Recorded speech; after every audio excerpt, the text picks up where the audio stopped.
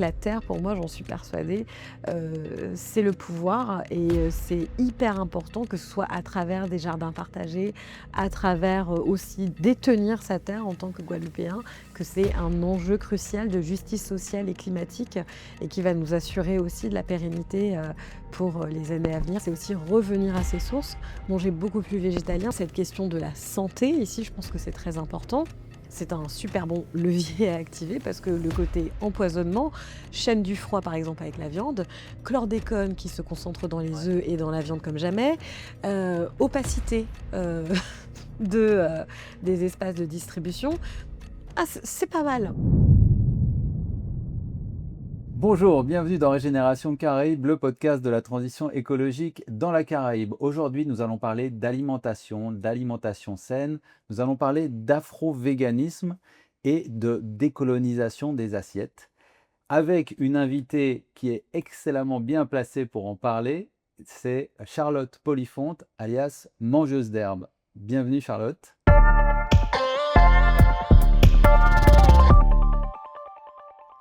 Merci de me recevoir, merci. Alors, moi, je t'ai découvert sur les réseaux. En fait, ça fait un bout de temps qu'on me dit, il faut absolument que tu invites Mangeuse d'herbe parce qu'elle fait des trucs super, c'est vegan, elle promeut l'alimentation saine. Alors, je suis allé regarder ta chaîne et j'ai découvert d'abord tout un contenu super joyeux où tu fais des vidéos où tu apprends à faire des recettes à partir d'aliments vegan, mais aussi inspiré de la culture. Et il y a en fait, j'ai découvert au fur et à mesure qu'il y avait tout un aspect politique aussi qui venait avec ça, philosophique. Oui. Et tu vas pouvoir nous en parler en détail. Déjà, j'aimerais que tu nous définisses, j'ai découvert un terme avec toi, c'est être afro-vegan. Mmh. Au départ, moi je me suis dit, moi ça veut dire je suis afro-descendant et je suis vegan, mais c'est vraiment pas que ça, Pas que. pas que. Voilà.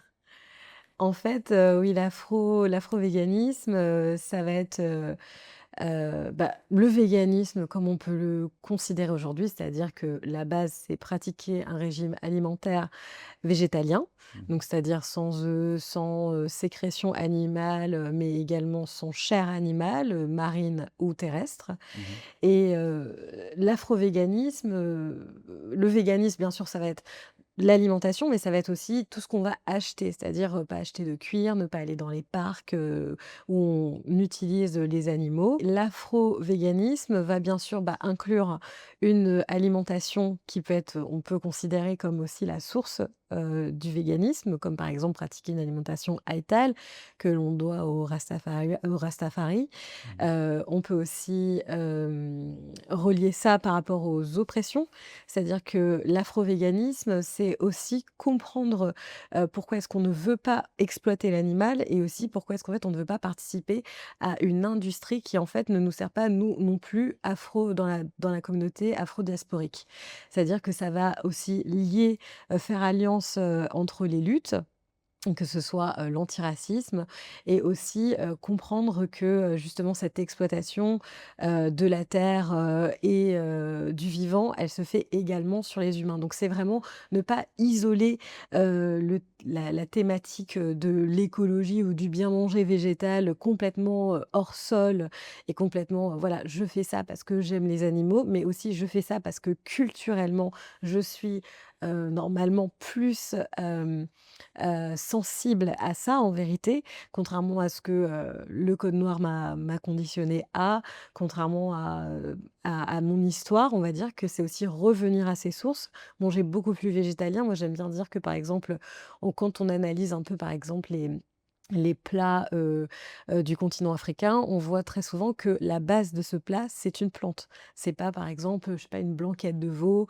La viande n'est pas au centre. Il y a vraiment la plante qui va accompagner. Il peut y avoir un petit peu de viande, Ouais. mais on va plus être sur un régime keto historiquement avec, allez, peut-être 20-10 de viande et le reste, beaucoup de végétal et vraiment une composition des plats, manioc, gombo, et cetera, où la plante, en fait, n'est pas du tout juste un accompagnement. Donc on Ouais. a une prédisposition quand même à consommer végétalien, contrairement à ce que la propagande va dire de: «Les noirs, c'est le poulet». Ouais. Et en fait, oui, mais ça, en fait, je pense que c'est un peu traditionnel partout, dans le sens où la viande était plus difficile à attraper, à avoir. En fait, historiquement, il y a aussi des populations qui consomment moins de viande. Par exemple, on le voit en Chine. C'est-à-dire que de base, la Chine, même si on fait tout un spectre, monstrueux au niveau de l'animal, c'est historiquement un des pays qui consommait le moins, de viande et même encore aujourd'hui d'ailleurs, ils sont dans une consommation moindre que la nôtre en France. Je Mouais. parle Ah seulement oui, d'accord. par rapport à la viande. Ouais. Même si, bon voilà, même parce que nous on fait, des sacrées, magies en France avec 3 millions d'animaux morts par jour seulement sur le Par sol jour? terrestre, voilà. Par Ah jour, on ouais, est à 3 millions ouais, par c'est jour beaucoup, ouais. sur le sol terrestre, seulement en France. Donc on parle même pas du monde, quoi. On imagine que si on devait Ça veut faire dire la qu'on même chose exporte de la viande, non? Ou parce qu'on est non, non, 60 millions.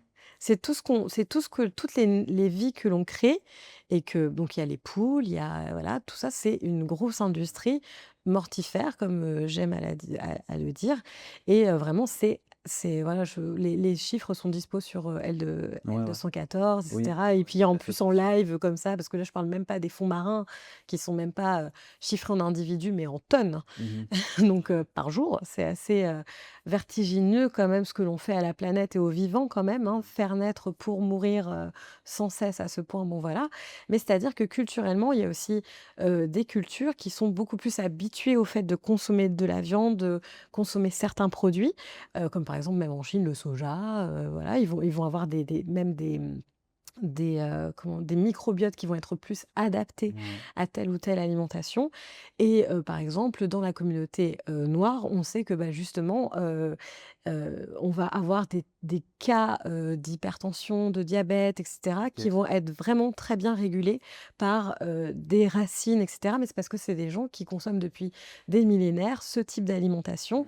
et en fait, il y a certains microbiotes, en fonction des ethnies qui vont plus ou moins Ouais, ouais, être friendly en fonction de certains ouais. régimes. Bien sûr, on est tous différents, mais c'est vrai que historiquement, bah, déjà quand on est dans un espace qui ne souffre pas forcément, bah, par exemple de crise climatique, le froid et cetera et que ça pousse, voilà, comme dans des espaces, en Centrafrique où que ça pousse, c'est une forme d'abondance façon, bah, façon chez nous et façon Docteur Henri Joseph, bah, du coup, on n'est pas forcément obligé, Pour, d'être dans cet, ouais, ouais, complètement. Mais ils élevage. mangeaient beaucoup moins de viande, déjà, il y a pas Ouais. forcément d'élevage, mais pour autant, ils étaient pas forcément véganes ou végétariens. En fait, on peut voir, ça dépend en fonction de là où on se trouve. OK. Par exemple, plus on va aller, au niveau de, par exemple, l'ancienne Égypte, voilà, on va retrouver, par exemple, que les momies vont avoir, un taux, de carbone très faible, ce qui montre qu'ils avaient un régime plutôt végétalien. Ah bon? Ouais, D'accord. donc en fait, il y a plein Ouais. de petites études comme ça et il y a aussi des tribus ou même, des religions proches du soufisme qui vont, par exemple, refuser la consommation d'animal, qui vont quand même être beaucoup plus, nombreuses, dans certaines contrées, contrairement aux contes populaires, des mangeurs de viande, des cannibales et cetera. OK, OK, intéressant. Et alors du coup, tu parles de tribu, bon moi ça me fait penser à famille. Tu, heu, tu es devenu afro-vegan. Oui. Tu es pas né dans une famille, afro-vegan. Ouais. Qu'est-ce qui t'a, donné le déclic? Mmh. C'est arrivé comment? Bah, déjà de base, c'est vrai que j'avais des lunettes, que je dirais plutôt, j'ai des lunettes quand même, sociologiques par l'afroféminisme, qui était quand même assez développé. J'avais déjà ce rapport un peu de lien, où on fait des liens assez vite entre oppression, entre, privilèges, toutes ces mécaniques, ils apparaissaient assez clairs, mais c'est vrai que je m'étais pas intéressée à mon alimentation et on va dire que j'ai eu accès à une information qui était notamment, le fait que le poulet empoisonne l'Afrique. Moi, j'étais là: «Bon, je vois vraiment pas le rapport», c'est une phrase toute bateau comme ça jetée Mmh. et en fin de compte, cette phrase m'a vraiment fait beaucoup réfléchir et m'a amenée à, faire des recherches pendant une nuit, ce que j'appelle la nuit de l'horreur, où vraiment je me suis tapé des tonnes de vidéos de recherches sur, c'est très simple, hein, je vous conseille tous de le faire. Poulet empoisonne Afrique, c'est très simple, c'est même pas caché. Ouais, mais c'est quoi? Alors Hem, il y a des grosses productions de poulet, c'est ça? En fait, c'est tout ce qu'en Occident on va consommer qui va être envoyé dans les pays du Sud, conservé dans du formol, parfois de la javel, parfois Mmh. avarié et envoyé, en Afrique, pour nourrir Tu veux les dire au gens. reste? Voilà, c'est ça, des restes. Par exemple, on va avoir, bah, des pieds de poulet. Il est où le reste du poulet? Bah, voilà, rien n'est perdu, tout se recycle et surtout tout se recycle pour faire de l'argent, donc on va pas le jeter, non, on Il va nous faut quelle forme? C'est oui, ça peut être, des petits bouts, des petits bouts de poulet, mais vraiment c'est des cas sanitaires, qui ont été aussi le cas par exemple aux États-Unis où on sait qu'eux aussi ils ont envoyé, des tonnes de poulets avariés, des choses comme ça mmh, pour nourrir les personnes et en fait quand, je me suis rendu compte de ça, bien sûr j'ai fait des liens avec, par exemple, je sais pas, la fast fashion, comment est-ce qu'on déverse dans ces pays, bah, tout ce dont on ne veut plus, tout ce qu'on considère comme des déchets, qu'on salit ouais, leurs espaces, déchets, ouais, accumulés. beaucoup de déchets, voilà, qu'on est là en mode: «Oh voilà, on va redonner notre c'est pas grave, j'ai donné à une association», mais en fait, où est-ce que c'est écoulé? Nos rues ont l'air beaucoup plus propres, je sais pas, qu'au Pakistan, mais comment est-ce qu'on déverse nos déchets? Comment est-ce qu'on traite nos déchets? Et bah, c'est exactement pareil avec ces 3 millions d'animaux morts qui meurent chaque jour et qu'est-ce qu'on en fait? Bah, est-ce qu'on les jette? Oui et aussi, qu'est-ce qu'on pourrait en faire? Capitalistiquement parlant. Mmh.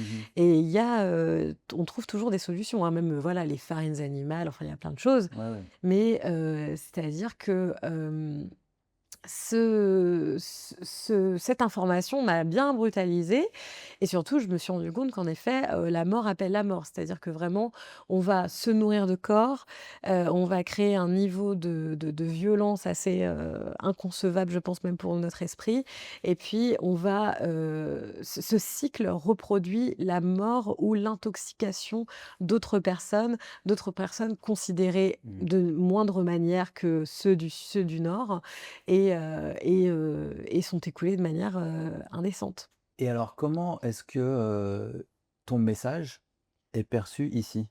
Est-ce que tu as l'impression d'être en rupture?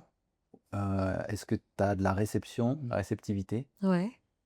Je pense que, j'aime bien le dire que je suis un peu comme dans Vice Versa, le petit dessin animé Ouais, avec, le gars aux manettes qui, j'ai pas vu, non. c'est un petit dessin animé où en fait on est dans l'esprit d'une petite fille et puis il y a toutes ces émotions qui appuient sur tel ou tel levier et en OK, fait, ouais, ouais. voilà ça lui crée, du coup, on est là, j'appuie sur ce bouton. Bah, je pense que dans un argumentaire et surtout quand on porte ça, c'est ça la force aussi de l'afro-véganisme, c'est qu'il y a plusieurs leviers.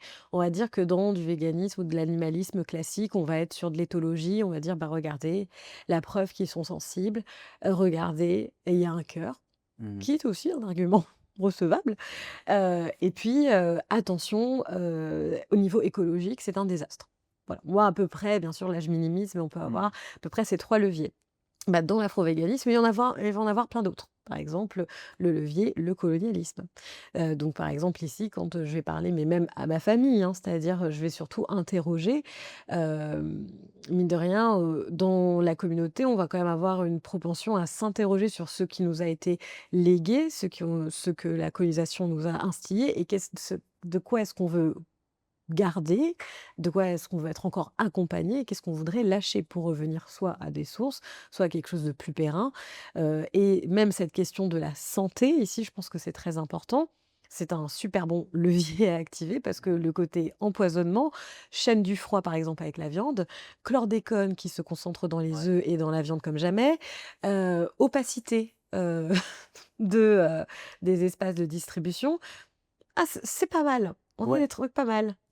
mais alors du coup, je reviens à la question, comment, c'est perçu? Tu Je pense tu que sens qu'il y a de quand il y l'attraction a de ou? toute façon, ce genre de sujet, c'est Mmh. toujours un peu tendu, Ouais. parce qu'on vient parler, de la tradition. C'est pour ça que je dis qu'il y a aussi le levier, justement historique Mmh. pour justement se dire: «Bah, OK, bah, comment faisait mamie? Comment faisait mamie? Il y avait quoi dans son plat? Il y avait elle mangeait combien de viande?» Tu as l'impression que c'est la même chose?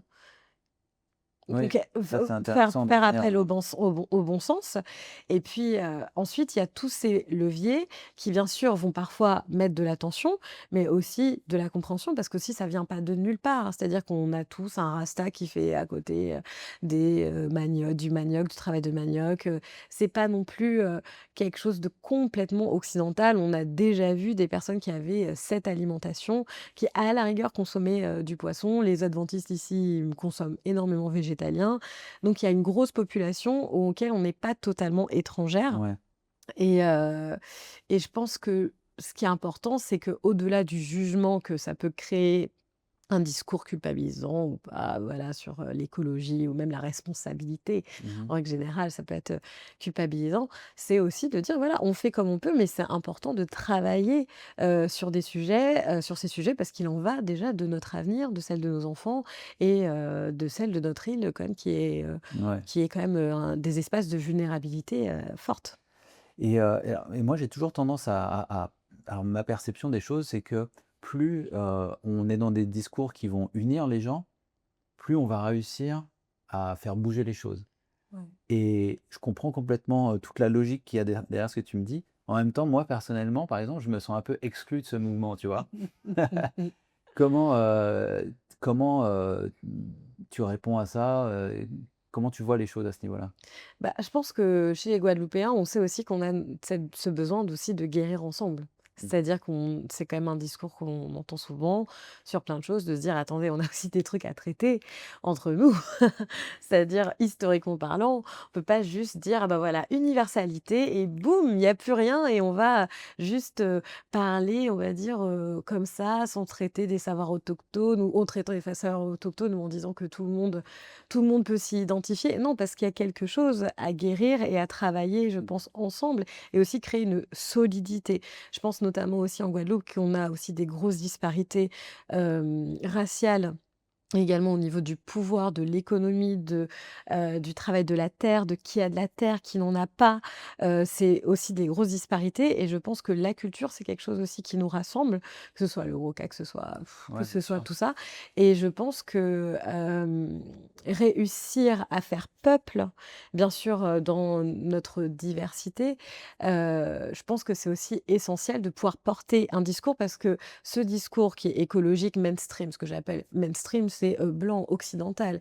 Un discours, voilà, sauvons les forêts, sauvons voilà, mais il y a pas de discours de: «Qu'est-ce qui se passe dans les forêts? Pourquoi est-ce qu'elles sont détruites? Il y a qui derrière? Qui détient les parcs nationaux qui sont justement, par exemple, Mais font de la après protection?» Quand c'est complètement dissous, par exemple, de discours politiques et ben, bien sûr, on voit plus que l'universalisme et du coup, je pense que c'est ouais, important de nommer, les choses parce que c'est important aussi que je pense en Guadeloupe, on se réveille par rapport à ça, y compris dans nos différences, pour savoir quels alors sont les privilèges. alors du coup, attends, ça me fait penser à plein de trucs. Oui. Est-ce que, hem, par rapport, à l'écologie, il y a aussi des gens qui sont guadeloupéens ou quoi, qui n'en ont, rien à faire et qui Mmh. vont défricher, tu vois? Complètement sans être, et donc pour traiter un sujet, si on découpe comme ça entre les origines en fait, Ouais. d'où vient la personne, Mmh mh. est-ce qu'on n'est pas en train de resubdiviser le problème et de complexifier les choses quand Mmh. finalement le truc de base, c'est de dire: «Arrêtons de couper des arbres». Mmh. Tu vois ce que je veux dire? Ouais, parce qu'en fait, c'est pratique pour qui? Parce que moi, c'est ça que je Pour les dirais. arbres. C'est ce qu'on aimerait dire. C'est ça que je dis, c'est qu'en fait, derrière, même derrière ce qu'on appelle, notamment, bah, le colonialisme vert qu'on peut voir, qu'on peut lire notamment chez Guillaume Blanc.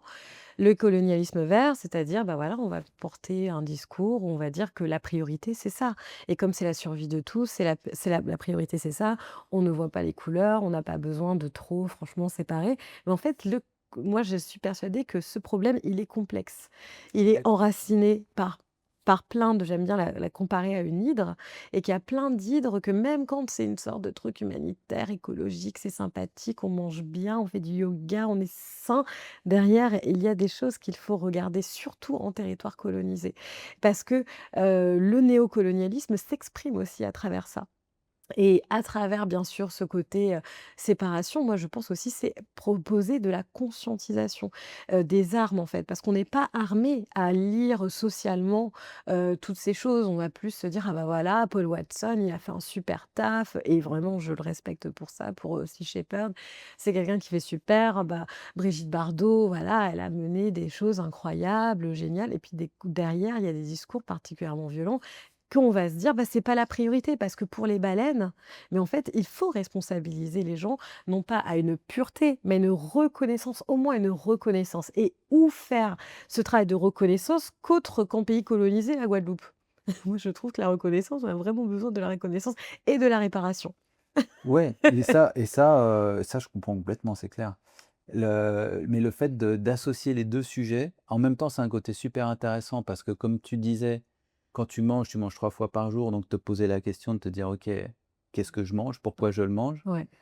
heu et en même temps, ça complexifie tellement les choses. Bah, moi, j'ai dû C'est c'est normal, oui, c'est une question d'expérience. Par exemple, je parlerai de l'afroféminisme. OK. L'afroféminisme, on va dire, mais voilà, pourquoi pas dire juste, «Stop les violences faites aux femmes, femmes, point barre». Mmh. Mais l'afroféminisme va parler plus parfois d'adelphité, elle va parler de cette complexification, Delphine? d'adelphité, c'est-à-dire au-delà de la sororité, le fait d'inclure des personnes transgenres, d'inclure, des personnes de toute orientation, mais aussi d'inclure le traditionnalisme, f et le traditionnalisme, c'est-à-dire le fait, bah, d'être une femme, de porter le voile, de tout ce qui fait qu'être une femme qui va, par exemple, être juste dans le féminisme, basique, être parfois, pas du tout l'allié de ces femmes-là, puisque va nier leur existence ou va avoir une ligne de discours qui n'est pas du tout inclusive, parce que ça ne répond pas aux expériences des personnes. Et l'afroféminisme, c'est déjà, si on veut faire très simple, inclure 2 oppressions, 2 manières de vivre qui ne peuvent pas cohabiter avec juste le fait d'être une femme. Être une femme blanche aujourd'hui, c'est pas du tout, la même expérience qu'être une femme noire.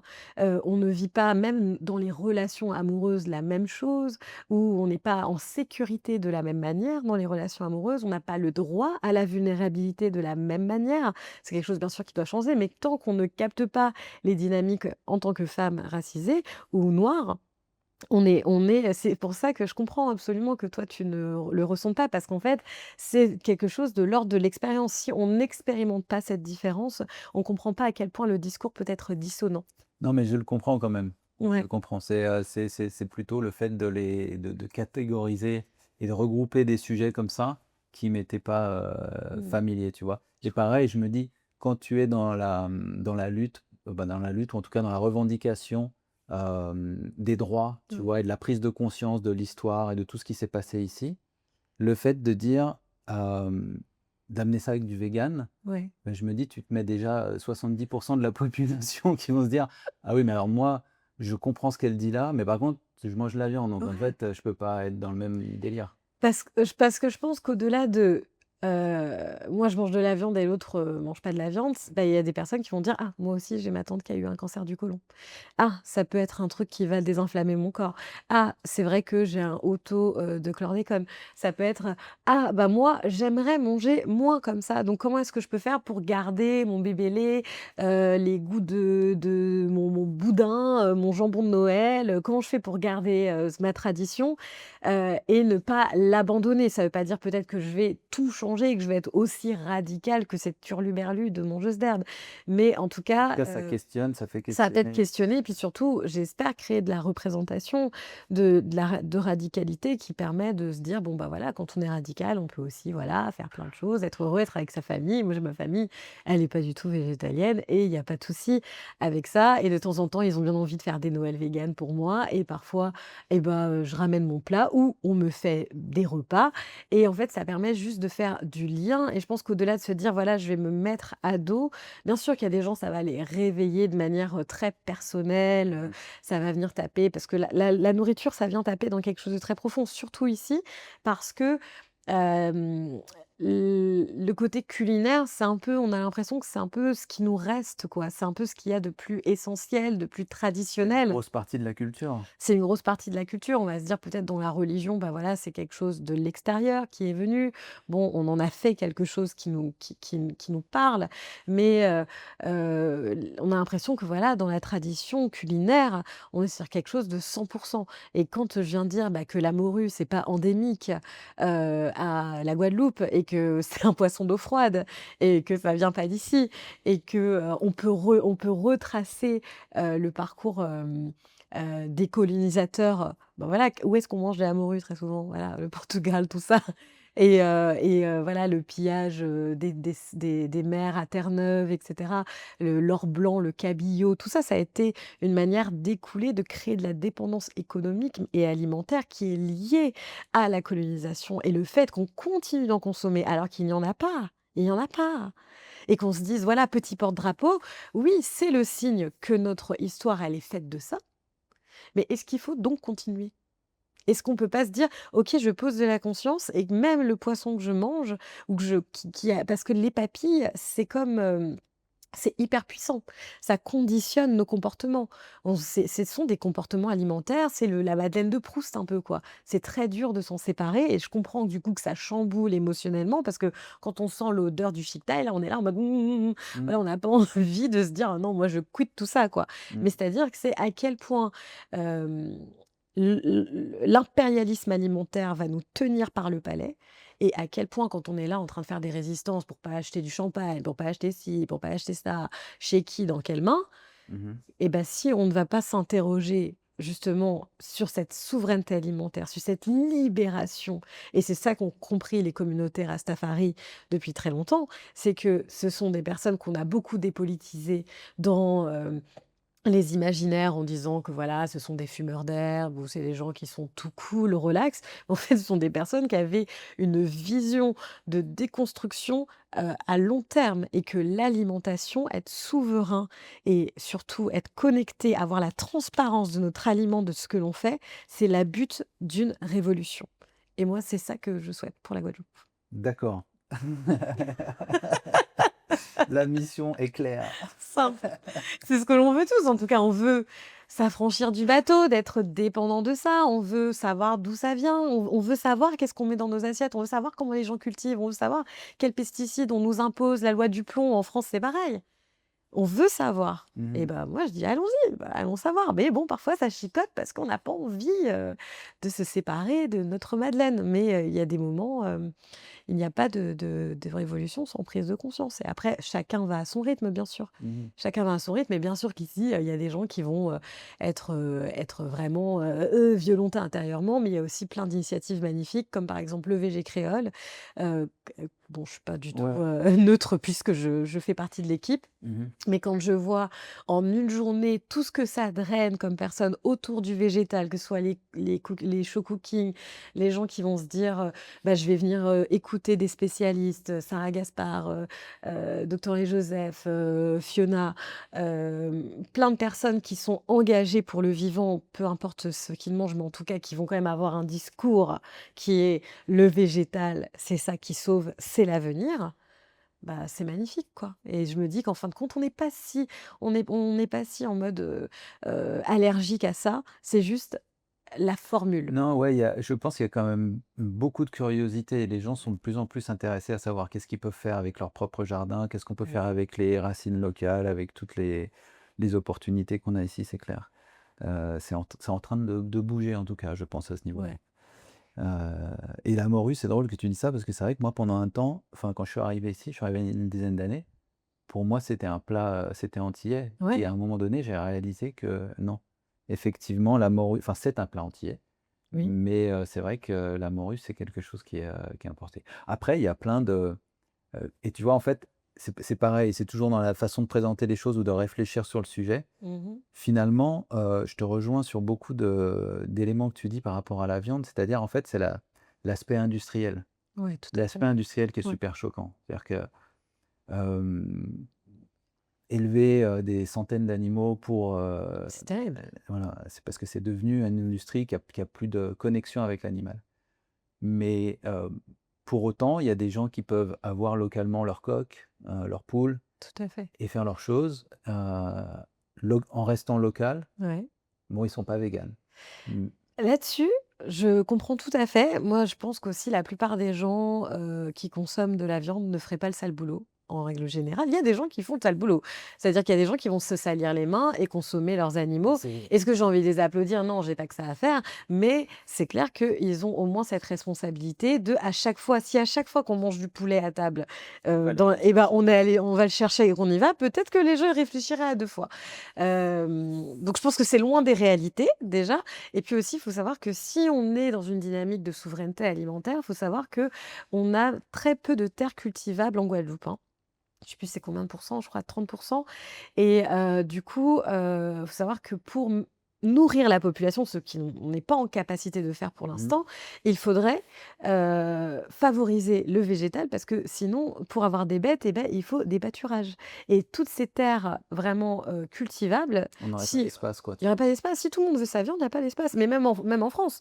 C'est-à-dire que mais si après on tu veut tout le peux monde veut sa viande locale, il faut que les villes, on les rase de pâturage, d'herbe et là, pour le coup, on va manger de l'herbe.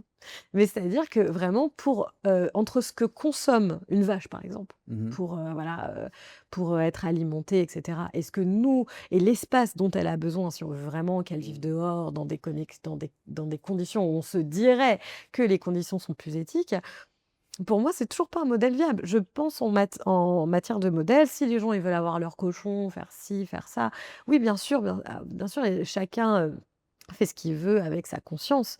Mais c'est-à-dire que même aujourd'hui, en ce qui concerne cette souveraineté alimentaire, je suis parfois très surprise d'aller dans des espaces de souveraineté alimentaire où justement on va dire: «Oui, bon, faut quand même, consommer, plus végétal», mais ça va être encore timide pour dire que, bah, c'est quand même pas un modèle hyper viable sur un petit lait comme le nôtre, quoi. et alors toi, concrètement, dans ta vie de tous les jours, tu arrives à faire ça? À te bah, végan, ça c'est sûr, parce que tu vas pas, Ouais. l'inventer, mais tu arrives à te nourrir exclusivement de choses qui ont été Comme poussées localement? Bah, comme je te l'ai dit, pour le coup, l'indépendance alimentaire, la souveraineté alimentaire aujourd'hui, c'est pas forcément possible. Enfin, de toute façon, c'est pas mis en place pour les Guadeloupéens. On est là plus à exporter et à exporter ce que l'on fait pousser et à importer, bah, voilà, on est encore très dépendant. Moi, c'est clair que, bah, je pratique avec mon conjoint beaucoup de cueillette sauvage. Donc c'est-à-dire que même quand on n'a pas un jardin, la rue est votre amie. Oui, comme ça, c'est pas très Donc tu trouves des fruits ouais? en ville, dans En ville, on peut Ouais. trouver ouais, on peut trouver des fruits, on peut trouver des feuilles, en fait, qui vont il y a des épinards, pays, alors là, ça, il y en a partout, Ah ouais? ah mais il y en a partout, c'est un truc de fou, les Genre, comme épinards. ça au bord des routes? Ouais, comme ça. Bon, Ouais? faut peut-être pas aller au bord des routes Non, parce parce que que c'est c'est les peut-être pas les trop. les chiens, moi-même qui ai un chien. Mais c'est-à-dire que voilà, même si on se déplace un petit peu dans des endroits où il y a un peu moins de circulation et cetera, on peut trouver des choses même en hauteur. On va trouver même à moi j'habite à Pointe-à-Pitre, on va trouver, des fruits à pain, du moringa. On va trouver, le moringa, on peut cuisiner les gousses comme du gombo. On peut, Ah ouais? ouais, on peut Ouais. quand elles sont vertes par contre. Ouais, Ah ouais, quand elles d'accord. sont vertes. On peut utiliser, bah, bien sûr en poudre, mais on peut utiliser dans des currys. On peut, il y a des noix de coco, vraiment je vous dis, moi je on fait des trucs avec mon conjoint, mais c'est-à-dire que voilà, on va ramasser des amandes, on va Motivé pour les amandes. c'est ça, mais est-ce que c'est pas ça aussi Ouais, ouais. la source de on parle de connexion, mais est-ce qu'il y a pas plus déconnecté, même en consommation végétale, que de faire ça? Bzzzt, remplir ses amandes, Ouais, c'est 500 vrai que grammes tu fais ça. d'amandes, oui, mais moi aussi je l'ai fait et puis, mais moi depuis que je me tape les amandes à décortiquer ou j'ai aussi Tu les apprécies? décortiqué je les apprécie et puis surtout, je considère le travail des gens du sud qui, quand on va avoir, nos noix de cajou, je peux vous dire que noix de cajou, il peut Pousser te l'herbe. brûler l'œil avec le jus qui sort, qui Mmh. pète, et on va peut-être vraiment banaliser ça en mode, voilà, bah, même moi qui suis dans la cuisine, c'est des choses qui me créent de la charge parce que je vais me dire: mais attends, là, je vais dire quoi, 30 grammes de noix de cajou? Mais le C'est prix ça. de ça, le prix Mmh. énergétique de Oui. ça et c'est ça aussi, avoir une alimentation énergétique, c'est aussi connaître le coût réel. Les coûts réels, c'est pas que l'argent, Ouais. c'est aussi le coût de la vie, le coût de l'énergie et cette transformation et je pense que comme avec, l'animal, Et quand le on va coût humain, prendre sa vie parce que tu parles des noix de cajou, mais j'avais vu un documentaire où les gars, ils transportent des sacs de 40 kilos ouais, sur des kilomètres ouais, dans la boue, ouais, dans la forêt, ouais, pour aller les vendre et là, tu te dis: «Ah ouais, moi, je fais juste ça» je fais juste ça. et ouais, mais ça, c'est des connaissances aussi qu'on n'a pas forcément, on n'a Tout à fait. pas on Moi, avant de me dire: «Ah ouais, mais il y a des cajutiers ici, c'est un truc de fou». Ah ouais, j'avais pas capté. Bon, parce que je suis allergique, du coup, voilà. Mais, pour mon conjoint, c'est vrai que qu'on aime bien, oui, il y a des oui, il y en voilà, a, mais qu'on par aime contre, bien. tu as vu le boulot que c'est? Mais Parce que c'est ça un fait boulot un de fruit, dingue et en fait, c'est là aussi que dans mon podcast Manger, je vais par exemple parler de la nourriture coloniale, qui va bien sûr être la viande, désolée, mais aussi, les produits, coloniaux comme, la banane, comme en fait, où on ignore le prix en humain, le prix en terre, c'est-à-dire vraiment on est aussi complètement déconnecté de ça, de la ressource. On perçoit tout comme de la ressource et on va manger, voilà, comme ci, comme ça. Moi, ça ne veut pas dire que je vais pas, manger des choses importées, hein. Je suis pas parfaite, mais c'est clair que, bah, voilà, avec la cueillette sauvage, parfois, je fais des vidéos où, voilà, tout ce que j'ai réussi à ramasser, dans les cueillettes sauvages, qu'on a pour, comment est-ce qu'aussi on fait pour conserver? Parce qu'il y a cueillir, mais après, pour Mmh. pas que ça meure demain, Ouais. il faut savoir le conserver, il faut savoir le traiter. Donc tout ça, c'est un gros laboratoire, que je mène, pour, voilà, quitter le blé, faire en sorte de pas consommer, de blé, de faire de voilà, de mais en vérité, je comprends, c'est sans jugement aucun, car je comprends que le palais, on est conditionné et aussi on fait avec ce que l'on a. Par exemple, moi, je peux pas du tout juger, des personnes qui font du végétalien et qui vont quand même consommer, bah, du riz, quoi, qui vont mettre du riz parce que, bah, il faut quand même qu'ils vont être dans leur resto, il faut bien qu'ils donnent à manger et qu'est-ce qu'on donne à notre por à nos restaurateurs et à moindre coût? Parce que la vie est déjà hyper chère pour vendre un plat qui va pas être trop cher.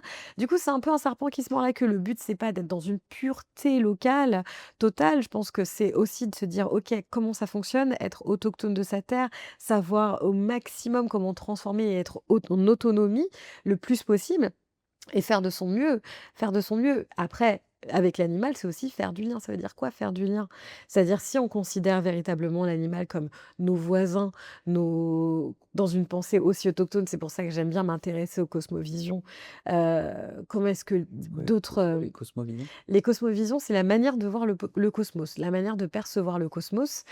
Donc ça va être, par exemple, des gens qui vont dire, voilà, bah, il y a Adam et Ève, d'autres, par exemple, chez les Potawatomi, dans les Amériques du Nord, proche Canada, ça va plus être, une femme du ciel est à la base, de la vie. Donc c'est pas du tout la même Ah, narration. c'est un peu la C'est un théologie, peu de quoi? la théologie, mais c'est-à-dire que c'est vraiment comment fonctionne le cosmos et du coup, bah, voilà, par exemple, dans la chrétienté, on va dire: «Bah, voilà, vous pouvez vous répandre et consommer ce qu'il y a sur la terre comme, dans les mers, quoi» Mmh. et bah, dans d'autres cosmovisions, ça va être en mode: «Bonjour, ce sont vos petits frères, vous êtes responsables d'eux». Du coup, comment est-ce que ça change notre rapport? Et même dans la grammaire, c'est-à-dire il y a même dans la langue, nous, on va dire, même en anglais, on va dire it, la chose, Mmh. ça et bah, il y a dans certaines langues, ça n'existe Ça pas. n'existe pas. Ça n'existe pas, tout est animé et Mmh. comment est-ce qu'on vit dans un monde et comment est-ce qu'on consomme la ressource où tout est animé, tout est vivant? Tu as Tu sais qu'en haut des totems amérindiens, je sais pas pourquoi je pense à ça maintenant Ouais, là, bah, ça m'y fait penser. Ils mettent souvent un corbeau ouais. et le corbeau, c'est l'animal qui, ne tue pas, Mmh. mais se nourrit de viande Ouais. et pour eux, c'est la c'est La l'intersection. primauté. Non mais c'est comme l'intersection Ouais. des 2 lignées, quoi Mmh. et mais je connais pas bien la culture, amérindienne.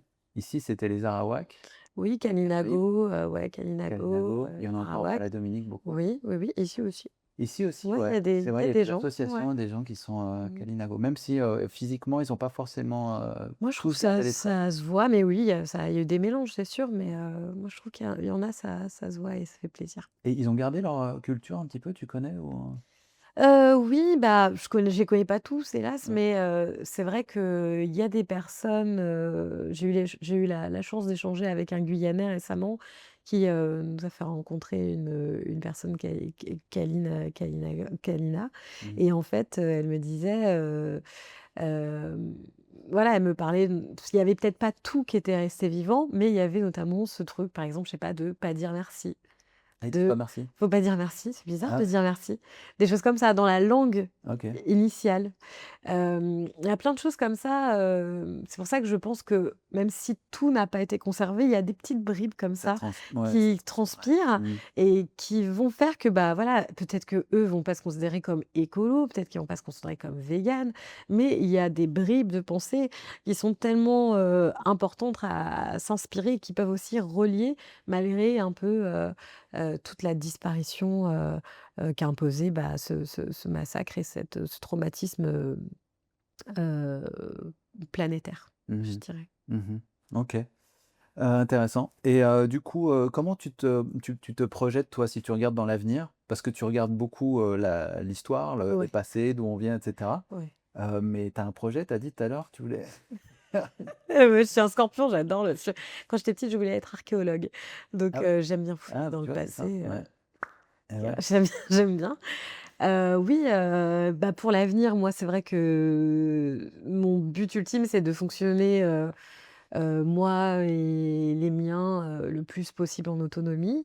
Mes projets, c'est notamment de faire un repas, par mois justement pour, faire goûter aux personnes, notamment mon courbouillon de poisson à base de fleurs de banane. Cette fleur-là qu'on coupe et qu'on balance et bah, ça fait un super substitut de poisson. Quand tu Ah dis ouais? ça, les gens Tu j'en remplaces dis le poisson par une fleur de banane? c'est ça, par la fleur de banane. J'en fais façon daube de poisson dans du courbouillon. J'aimerais bien aussi, voilà, faire, donc ces espaces, ce sera pas pour beaucoup de personnes, mais pour moi, c'est vraiment la cuisine n'a jamais été pour moi, le fond de la question, quoi. C'est vraiment un prétexte pour moi de se dire: «OK, c'est possible». Qu'est-ce qu'on ressent aussi quand on se nourrit de cette nourriture végétale? Mmh. Énergétiquement, comment est-ce qu'on se sent? Et puis aussi poser de la conscience. Et du coup, j'aimerais organiser, voilà, une fois par mois, continuer ces Un repas ces comme ces ça, repas, de conscience. Et autour, voilà, de certaines transmissions parce que je suis une chercheuse et de travailler autour de tout ce que j'ai pu, appris et apprendre et transmettre. et du coup, ça faisait partie de mes questions. Tes recettes, les choses que parce que tu inventes Ouais, pas mal ouais, et je rate pas mal. ouais, tu fais des essais-erreurs, Voilà. tu t'inspires, bah, là, tu parles d'un courbouillon. Le courbouillon de poisson, c'est tradition, Ouais, ici. oui. C'est quoi tes sources d'inspiration? Tu vas en chercher ailleurs dans le monde ou tu es uniquement, créole caraïbe, Oui, ça peut venir, en fait, moi, je fais ce que j'ai envie de manger quand j'ai faim. Ouais. Je me dis: «OK, comment je peux le faire version, voilà, végétale?» Et puis maintenant, c'est: «OK, maintenant, comment est-ce que je peux le faire version végétale et locale?» Donc c'est encore plus galère. Je me suis rajouté un truc sur la tête.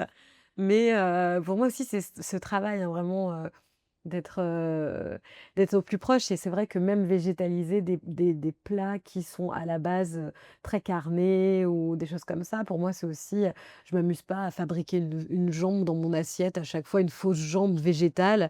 C'est Heu, ça que j'allais te demander, tu penses quoi? Parce que moi, je suis allé une fois dans un resto j'ai été végétarien pour ouais, l'info, il y a des années, ouais, j'étais jeune. ouais.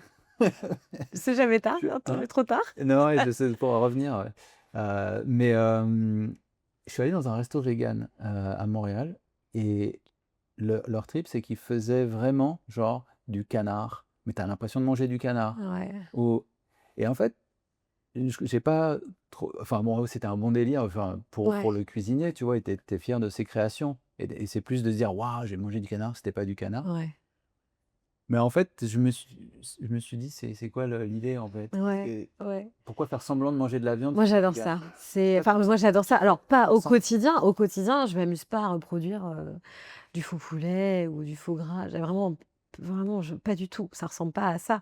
Mais par contre, j'adore cuisiner ça pour les omnivores parce que pour moi, c'est un super moyen de leur dire que c'est possible. Moi, par exemple, au VG Créole, quand j'ai fait mon courbouillon de poisson à la fleur, mais les gens venaient avec du de l'essuie-tout pour dire: «Mais c'est pas possible, c'est pas ils possible». avaient l'impression de manger du Ouais, poisson? ils étaient là: «Mais c'est pas possible». Dans la texture et tout ça? Dans la texture.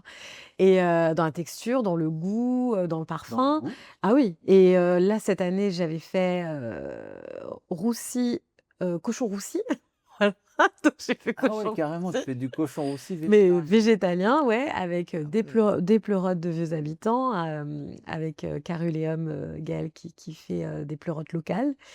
Et du jacquier local aussi. Et du coup, j'avais fait, du roussi, de cochon et les gens étaient vraiment choqués de «Ça a le goût du cochon». Et moi, le but, c'est pas de me dire: «Bah, voilà, on va tous faire pour de faux», voilà. Mais Ouais, le ouais, but, ouais. c'est qu'on De le sait reconnaître que les papilles, c'est un héritage identitaire, culturel. Et il y a des gens, ils veulent pas lâcher. Ils veulent pas lâcher tant qu'ils n'ont pas leurs acras qui ressemblent à bah, voilà, à leurs, acras, tant qu'ils n'ont pas le bébé lait de mamie, ils veulent pas lâcher. Et moi, le but, c'est qu'ils lâchent. Moi, j'en ai rien à faire que ce soit fasse semblant, que ça fasse pas semblant. Pour moi, le but, la vraie tu vas y victime arriver? oui, moi je Petit à petit, tu bah, arrives à moi convaincre des gens. moi je sais que je vais pas, arriver à convaincre tout le monde, mais moi je suis là pour faire ma part. Ouais, Je fais ma part, c'est-à-dire que je vis comme je vis. Si des personnes, ça leur ouvre des portes dans leurs esprits de se dire: «Bon, bah, je suis peut-être pas obligée de trancher la gorge du cochon, et qu'en fait, je peux me nourrir autrement et en plus, ça va servir, mon corps et en plus, je peux être performant, comme, mon conjoint, qui est athlète de haut sportif, niveau». de haut niveau, ouais. Mmh. Sportif de haut niveau, et être quand même végétalien et qu'en plus, je peux guérir de maladies chroniques, comme moi avec mon asthme, ah bah, peut-être que je vais continuer à manger pendant un temps, ce faux cochon roussi, en plus local, génial, il y a tout Voir à les prendre. bénéfices, quoi. Qu'est-ce que ça Voilà. fait sur mon corps? Et en plus, moi je trouve que le végétalisme, ça a ouvert beaucoup de discussions transgénérationnelles avec ma famille, avec, OK. d'autres personnes, parce que je suis allée chercher des infos. Je leur ai dit: «Bah, comment tu fais ça, comment est-ce que tu penses que je peux faire ça avec, tel produit?» Et c'est vrai que je pense aussi les nouvelles générations, on pose plus trop de questions, à nos aïeux ou à nos parents. Mmh mh. On fait un peu notre vie comme ça, nos affaires, et il y a plus trop de transmission et parfois, on a l'impression qu'en changeant un peu la culture, et en la faisant évoluer, parce que c'est comme ça que je le vois, on a l'impression que peut-être on va rompre les liens familiaux, mais au contraire, on crée des discussions, des nouvelles discussions bienveillantes où tout le monde se dit: «Ah mais t» moi j'ai des gens de ma famille qui m'appellent en me disant: «Tu sais, je pensais à ton truc là, bah, je pense qu'on peut faire ça avec, le giromont et puis voilà» et puis moi j'ai rien demandé. Je suis genre: «Ah mais bonne idée, Donc ça cool!» les fait réfléchir Ça et fait oui, en fait, pour eux, c'est plus genre: «Bon, bah, je vais faire attention à Charlotte, je vais prendre soin d'elle». Mais en fin de compte, heu, vu que j'ai mis un petit pavé dans la mare, bah, ça les ça les travaille et on se dit: «Bon, inspire. bah, qu'est-ce qu'on pourrait faire?» Oh, bah, en fin de compte, c'était bon, ça veut pas dire qu'ils vont arrêter demain, Mmh mh. mais dans tous les cas, on est tous là, on sait pas si les gens, demain, les hydrocarbures, les gens vont tous décider d'arrêter, bah, arrêter pourquoi? On sait qu'il y a que c'est complexe. Le but, c'est de planter des graines et parfois aussi de faire des réveils et moi, c'est ce que j'ai eu un réveil et je le souhaite à tout le monde d'avoir ce réveil, Ouais. émotionnel et politique. OK, super. Tu parles de planter, tu cultives un petit peu? Ouais, bah, moi, je cultive notamment avec, mon papa. Ouais. Moi, j'habite en appartement donc à part des plantes médicinales, type gros thym, en plus, ça tape, à fond, chez moi donc Ah ouais. c'est vrai que c'est pas hyper, hyper pratique. Je sais qu'avec, le frère de Docteur et Joseph, Yvon Joseph, il fait des plantes en pot et cetera. C'est quelque chose que je suis pas trop tentée, notamment parce que j'ai un chien de la caillée que j'ai ramassé.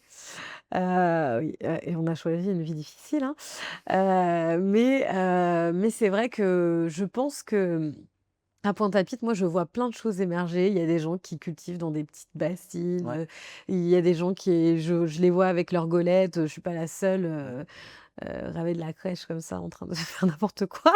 Et je pense que, ouais, on peut cultiver des plantes médicinales, on peut cultiver, voilà, des pommes de terre, il y a plein de manières. Mais c'est vrai que la terre, pour moi, j'en suis persuadée, c'est le pouvoir et c'est hyper important que ce soit à travers des jardins partagés, à travers, aussi détenir sa terre en tant que Guadeloupéen, que c'est un enjeu crucial de justice sociale et climatique et qui va nous assurer aussi de la pérennité, pour, les années à venir qui sont pas super rigolotes à tous les niveaux, surtout au niveau du dérèglement climatique. Donc c'est hyper important de ne pas nier le pouvoir de la terre et que c'est pour ça que c'est important aussi de reconnaître les privilèges, de faire attention à qui aussi la terre revient puisque, bah, il y a des gros enjeux comme ça de disparité en Guadeloupe et que c'est pas du tout, anodin. Mmh. Mmh. Et il y a beaucoup de projets, je vois de plus en plus de mairies ou de collectivités qui veulent revaloriser des parcelles qui sont abandonnées Ouais. pour en faire des espaces partagés comme ça de culture. C'est Mmh. super, Ça on c'est a tout à y gagner et c'est pour ça que même si je comprends que c'est bien de cultiver chez soi quand on a un appartement, mais c'est pas la fin. Pour moi, vraiment, c'est un petit début pour, avoir cette attention, bah, de ce qui pousse, de est-ce que c'est malade, est-ce que c'est bien? C'est des habitudes qu'on doit prendre, mais savoir travailler la terre, ça fait partie, de l'humain, quoi. C'est comme quand les gens me disent: «J'ai pas le temps de cuisiner». ouais. Je comprends parce qu'on est dans un mode de vie, qui nous empêche même de dormir parfois. Il y a des gens qui me disent: J'ai pas le temps de dormir là, je peux pas dormir». Tu «Ah, pas le temps de dormir. oui, j'ai pas le temps de dormir parce que, bah, ils enchaînent, ils sont super Ouais, fatigués. Le mode capitaliste fait que nos besoins essentiels sont relayés à des choses futiles. ouais. Donc voilà, on va prendre une Red Bull, on va prendre un petit café, non, en fait, il faut que tu ailles dormir.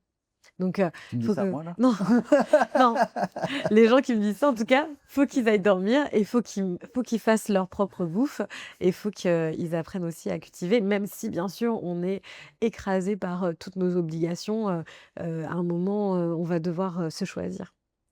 Exact, ouais, c'est important. Petite série de questions éclairs. Ouais. Justement, vivre à la campagne ou vivre en ville? C'est une question de privilège, hein. En tout cas ici, Tu parce penses? que Ou de choix? bon, je pense que les gens qui vivent en ville, en vrai, ils ont en tout cas à Pointe-à-Pitre, ont pas beaucoup de choix. Ouais, Je le dis parce qu'aussi j'ai ma famille, et je sais qu'ils vivent dans des conditions précaires, et qu'aussi il y a des gens qui se disent: «Ah bah voilà, je suis plus proche de mon travail, je mon l'essence, ça coûte cher», des choses comme ça. Je pense quand même vivre à la campagne, ça c'est quand même parfois un privilège, mais c'est sûr que à terme, le mieux c'est de quitter le béton. mmh, Hem, Même si, voilà, il y a des belles choses à prendre dans les villes. Moi j'adore Pointe-à-Pitre, hein, personnellement, parce que les gens mais bon, moi parce que de base c'est carénage donc belle je vie. suis vraiment, pour moi c'est vraiment j'ai upgraded depuis que je suis petite. Mais je pense que c'est important de quitter le béton, aussi d'aller dans des espaces, où ça respire, où la nature arrive à se régénérer. Mais on voit des belles résiliences et des belles résistances, en tout cas dans nos villes, ici. Ouais, Il y a des belles choses quand même qui sont là, quoi. c'est intéressant. On va parler, on va recevoir, Nelson Foy Oui, de Zion, ouais, heu et justement, on va parler de cet aspect-là parce que c'est la ville, la ville, la ville, ouais. mais Zion, c'est la campagne. Non, mais c'est vrai et C'est bien. c'est intéressant. Ouais. Hem, l'afro-véganisme, rupture ou réconciliation? Ouais, je dis réconciliation, hein, puisque c'est, faire le tri dans nos héritages, entre, bah, ce qui a été imposé et ce que l'on peut choisir. Parce qu'aujourd'hui, en tant que peuple colonisé, on peut aussi choisir qu'est-ce qu'on a envie de devenir. C'est pas parce que telle ou telle chose a composé notre identité culturelle qu'il nous faut l'embrasser jusqu'à la mort, quoi. C'est pas parce qu'on a été, éduqués à manger des pieds de porc et des queues de cochon que du coup, c'est quelque chose qu'il faut chérir comme un doudou d'enfance, quoi. Faut aussi reconnaître, là, dire des trucs un peu trash, mais faut aussi reconnaître, les choses qui ne nous servent plus. Donc pour moi, c'est une réconciliation puisque comme, je t'ai dit, ça crée des discussions transgénérationnelles. Ça prend aussi soin puisque c'est une alimentation qui est anti-inflammatoire. Ça permet de prendre soin des nôtres, de faire attention à ce que l'on mange, d'avoir plus de visibilité sur ce que l'on consomme, plus de transparence dans un monde où quand même l'importation et là où on est, l'industrie, en tout cas, en Guadeloupe, est hyper opaque. OK. Faut que tu me répondes maintenant en une phrase. Ça va, je te promets rien. Végétaliser ou désindustrialiser?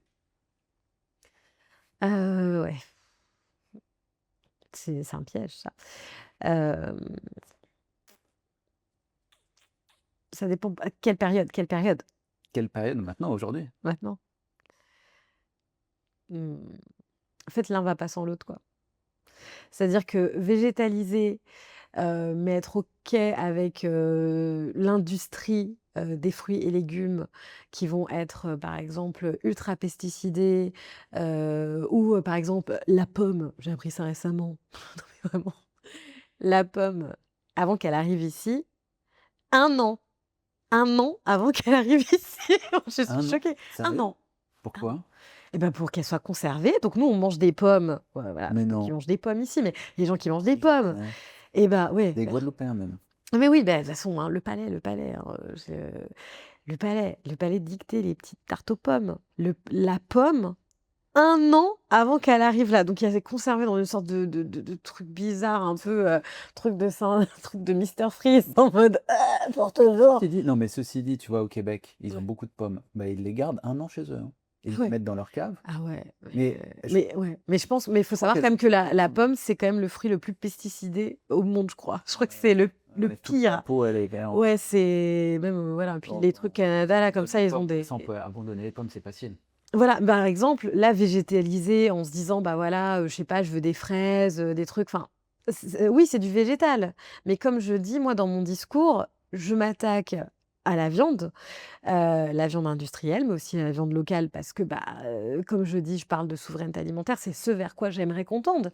Mais par exemple, si on parle de végétaliser et qu'on ne s'interroge pas sur les produits coloniaux, la banane, par exemple en hexagone, si on ne s'interroge pas sur les noix de cajou, comment zut, zut, ça c'est pourtant c'est du végétal, ça ne Alors, suffit pas. OK, mais là, tu m'as eu parce qu'on a dépassé. Ça va pas sans l'autre.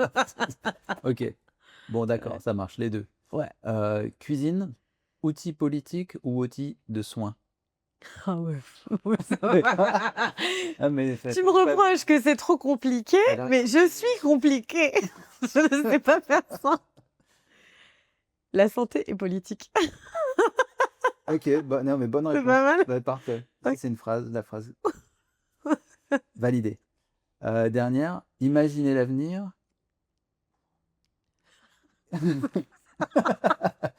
Ima imaginer l'avenir ou réparer le passé.